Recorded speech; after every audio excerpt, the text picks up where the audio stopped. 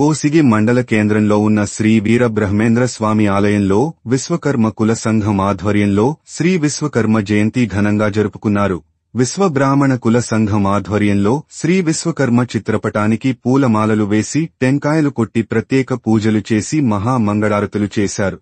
శ్రీ విశ్వకర్మ జయంతి సందర్భంగా కోసిగి మండలంలో ఉన్న భక్తాదులు పెద్ద ఎత్తున హాజరై శ్రీ విశ్వకర్మ చిత్రపటాన్ని దర్శించుకుని తీర్థ ప్రసాదాలు స్వీకరించారు. ఈరోజు విరాట్ విశ్వకర్మ యజ్ఞ మహోత్సవము ఈరోజు చాలా పవిత్రమైనటువంటిది. విశ్వ బ్రాహ్మణ కులము వాళ్ళకందరికీ పవిత్రమైనటువంటిది.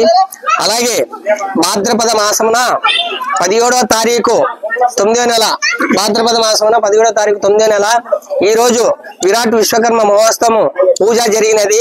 మహామంగళారతులు, ఫల పుష్ప హారతులు అయ్యవారికి, విరాట్ విశ్వకర్మ స్వామి వారికి, భగవాన్ వారికి నైవేద్యం నివేదము, మహామంగళారతి ఘనంగా పూజలు జరిగినవి. కాబట్టి విరాట్ విశ్వకర్మ బాంధవులందరికీ మాకు ఆయన సుఖ సంతోషాలు ఇవ్వాలని మనవి చేస్తున్నాను.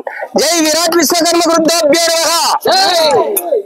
ఈరోజు విశ్వకర్మ యజ్ఞమోత్సవం సందర్భంగా కోసిగిలో వీరబ్రహ్మేంద్ర స్వామి దేవాలయం నందు విశ్వకర్మకు ప్రత్యేక పూజలు నిర్వహించి ప్రసాదాలు పంపిణీ చేయడం జరుగుతుంది.